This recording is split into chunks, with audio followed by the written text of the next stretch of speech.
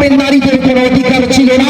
শুধু তাই নয়, বরং কন্যা সন্তান জন্মগ্রহণ করলে পিতা কলঙ্ক ঢাকার জন্য সন্তানকে জীবন্ত দাফন করত।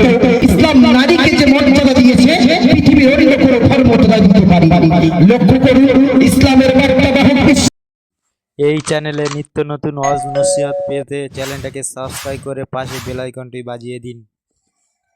সাল্লাল্লাহু আলাইহি ওয়াসাল্লামের আগমনের পূর্বে যে নারীর অবস্থা ছিল অত্যন্ত শোচনীয়, যে পরবর্তী যুগে নারী জাতি ছিল ভোগের সামগ্রী, পুরুষেরা যা ইচ্ছা তাই তাদের উপর ব্যবস্থা করবে। এক কথাই সামাজিকভাবে নারীদের কোনো অধিকার ছিল না। শুধু তাই নয়, বরং কন্যা সন্তান জন্মগ্রহণ করলে পিতা কলঙ্ক ঢাকার জন্য সন্তানকে জীবন্ত দাফন করত। ইসলাম এসে ফিরিয়ে দিল তাদের সার্বিক অধিকার। কিন্তু আজ আধুনিক পাশ্চাত্য শিক্ষায় প্রভাবী এক গোষ্ঠীর দাবি যে ইসলাম নারীর স্বাধীনতা হরণ করে পর্দার আড়ালে করে রেখেছে। তাদের এই ভ্রান্ত মুখোশ খোলার জন্য আজ আমি কিছু বলতে চাচ্ছি। সম্মানিত উপস্থিতি, ইসলামের নারীর মর্যাদা সম্পর্কে আলোচনা করতে গেলে দুটি দিক নিয়ে আলোচনা করতে হয়। নাম্বার ওয়ান, অন্য ধর্মের নারীর অবস্থান ও মান সম্পর্কে সমকালীনতা। নাম্বার টু, ইসলামের নারীর মর্যাদা। তবেই প্রতিদ্বন্দ্বিতামূলক ভাবে বিষয়টি স্পষ্ট হবে। আসুন সর্বপ্রথম আমরা প্রথম দিকটিতে আলোকপাত করি। নাম্বার ওয়ান, হিন্দু ধর্মের নারী। প্রাচীন হিন্দু শাস্ত্রে আছে মৃত্যু, নরক, আগুন, বিষ, সর্প, এর কোনটি নারীর অপেক্ষা মারাত্মক নয়। যুবতী নারীদেরকে প্রতিমার উদ্দেশ্যে, দেবতার সন্তুষ্টির জন্য, বৃষ্টি ধনদৌলত লাভের জন্য বলি দেওয়া হতো।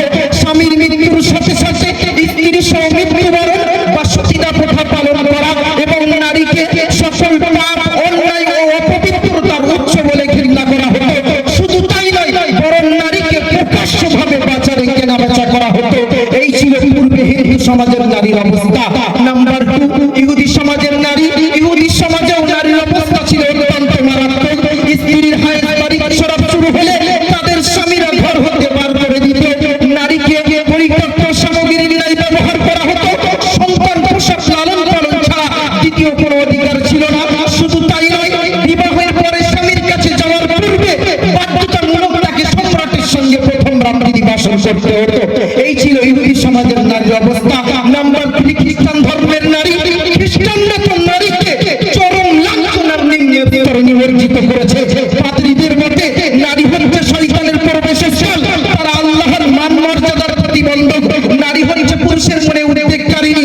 ঘরে ও সমাজে যত অশান্তির সৃষ্টি হয় সব নারীর কারণে।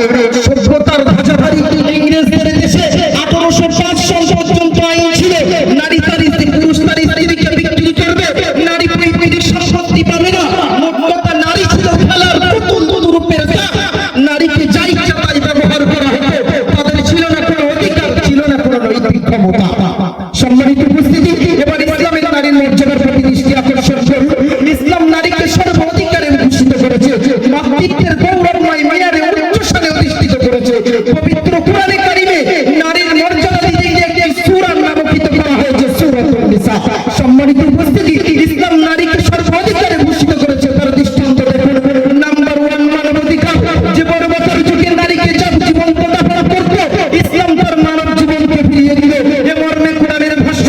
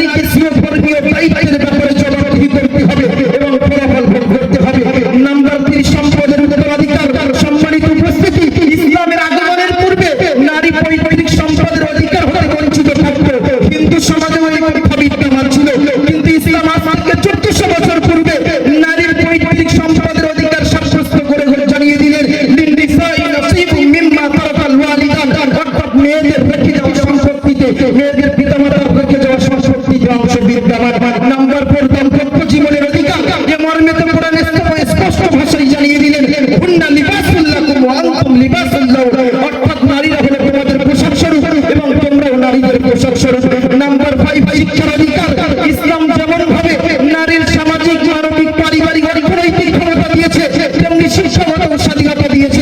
নবীজি সাল্লাল্লাহু আলাইহি ওয়াসাল্লাম সোনার জবানে বলেছেন তলাবুল ইলমি ফরিদাতুন আলা কুল্লি মুসলিমিন, অর্থাৎ প্রত্যেক মুসলিম নরনারীর প্রতি ইলমে দ্বীনের জ্ঞান অর্জন করা আবশ্যক।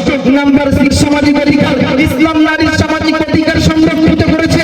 আদর্শ সমাজ গঠনে, শিক্ষাঙ্গনে, অর্থনৈতিক অঙ্গনে সৎ কাজের আদেশ, অসৎ কাজের নিষেধ, সমাজ সেবা, মানব উন্নয়নমূলক কাজ ইত্যাদিতে ইসলামী বিধিবিধানে অংশ নিতে পারে।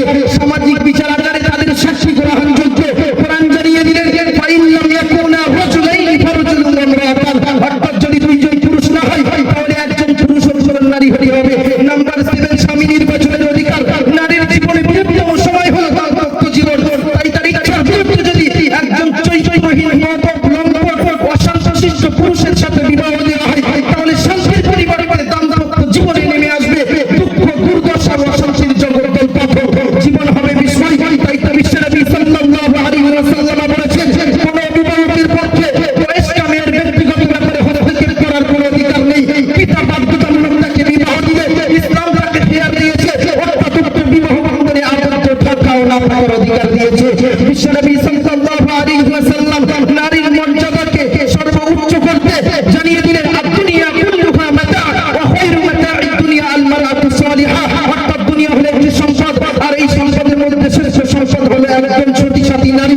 তাই তো আমি বলতে পারি ইসলাম নারীকে সর্বাধিকারে ভূষিত করে সুসম্মানে সম্মানিত করে রাজার পাশে নারীর আসনে আসীন করে অবশেষে নির্দেশ দিলেন হে নারী জাতি তোমরা হলে গোলাপ ফুলের সদৃশ্য।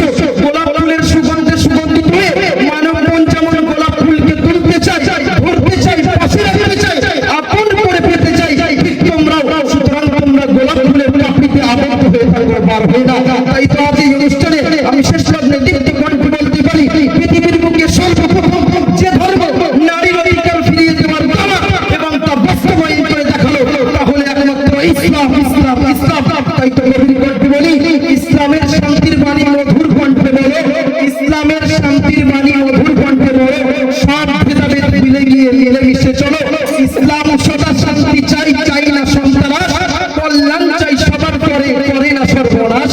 মিথ্যা করে রটাই যারা ইসলামের দুর্নাম, মানবতার চিরশত্রু তারা যে নরধাম। ওয়া আখির দাওয়ানা আলহামদুলিল্লাহি রাব্বিল আলামিন। আসসালামু আলাইকুম ওয়া রাহমাতুল্লাহ। এই চ্যানেলে নিত্য নতুন ওয়াজ নসিহত পেতে চ্যানেলটাকে সাবস্ক্রাইব করে পাশে বেল আইকনটি বাজিয়ে দিন।